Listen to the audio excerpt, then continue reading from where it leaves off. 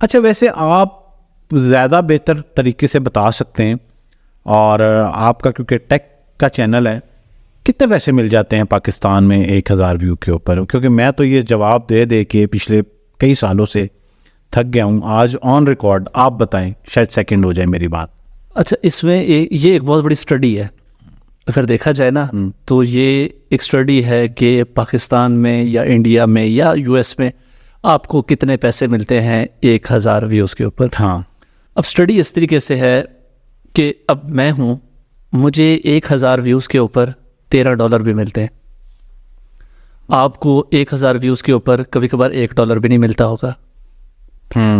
कुछ ऐसे चैनल्स भी हैं जिनको 10,000 व्यूज़ के ऊपर भी $1 मिलता है सारे पाकिस्तान के, ऑडियंस भी सारी पाकिस्तान की है, देखने वाले भी पाकिस्तान के हैं। इसमें डिफरेंट पैरामीटर्स होते हैं, वो बताएं। सबसे पहले तो ये कि अब तो पाकिस्तान के ना थोड़े से, वैसे कहना नहीं चाहिए लेकिन अल्लाह माफ़ करे, थोड़े हालात बुरे हैं। बुरे हालात की वजह से इंटरनेशनल जो ब्रांड्स और इंटरनेशनल जो कंपनीज़ है ना, वो पाकिस्तान के अंदर अपना ऐड देना ही नहीं चाहती। अच्छा, देखिए, आपने ऐड चलवाया है, आप क्यों ऐड चलवाते हैं? कि मेरी सेल्स जनरेट हो। सेल्स जनरेट हो। पाकिस्तान के अंदर उनको सेल्स चाहिए ही नहीं।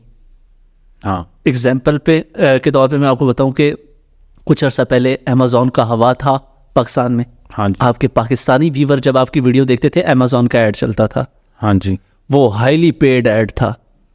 उसके बाद फाइवर का ऐड चलता था, फाइबर का, अपवर्क के ऐड चलते थे। बिल्कुल। आजकल 2-3 कंपनीज रह गई हैं, एक होस्टिंगर रह गई है, एक नेम चीप रह गई है, और इस तरह की 2-3 और कंपनीज रह गई हैं। अब मैं आपको एज एन एग्जांपल बताता हूँ। अब जब मैं उन कंपनीज को टारगेट करके वीडियो बनाता हूँ ना, तो मुझे रेवेन्यू बहुत ज़्यादा मिलता है। एज एन एग्जांपल, मेरी एक वीडियो है how to create a website using Hostinger.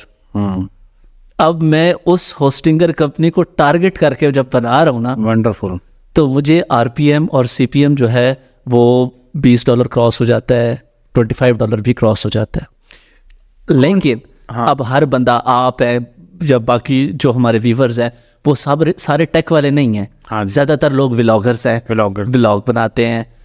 जब व्लॉग वाली कैटेगरी के अंदर आते हैं, तो जब वो आपके टारगेटेड वीडियो नहीं है, मतलब कि रिलेट करें हम ऐड के साथ या कंपनी के साथ, मतलब एडवर्टाइजर उससे अट्रैक्ट नहीं हो रहा, तो यूट्यूब ने अपनी खाना पूरी करने के लिए ना, यूट्यूब ने एडवर्टाइजर को राजी करने के लिए ना कि मैंने आपकी इतने इंप्रेशन दे दिए हैं, हाँ जी, तो वो उठा के दे देता है। तो जब वो टारगेटेड नहीं होता, आपको लो कॉस्ट मिलती है। ऊपर से हम रहते हैं पाकिस्तान में, पाकिस्तान का सीपीएम वैसे ही सबसे लो है।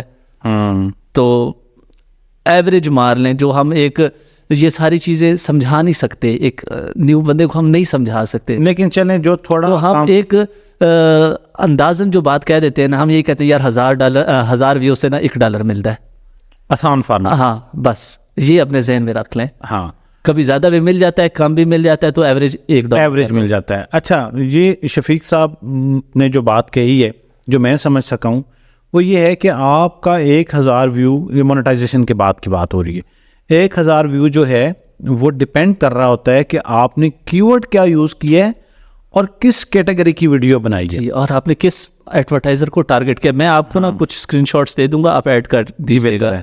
जो अमेज़ॉन से रिलेटेड मेरी वीडियोस हैं, उनके व्यूज़ भी देख लीजिएगा और उसका रेवेन्यू भी देख लीजिएगा। ठीक है। जो मेरी होस्टिंगर से रिलेटेड वीडियोस हैं, उनका व्यूज़ और रेवेन्यू भी देख लीजिएगा। और इनसे हट के भी मैं एक वीडियो के आपको एनालिटिक्स भेज दूंगा, ताकि लोगों को समझ लग जाए कि मैं कहना क्या चाह रहा हूँ। बिल्कुल। अच्छा शफीक भाई, एक और यहाँ पे हमने ये डिस्कस कर लिया कि बहुत बड़ा सवाल है आजकल के एक व्यू के ऊपर 1000 व्यूज़ पे कितने पैसे मिलते हैं। अच्छा, एक और बहुत बड़ा सवाल है, क्या मैं यूट्यूब चैनल ख़रीदूँ? ख़रीदूँ? हाँ, मतलब लोग कहते हैं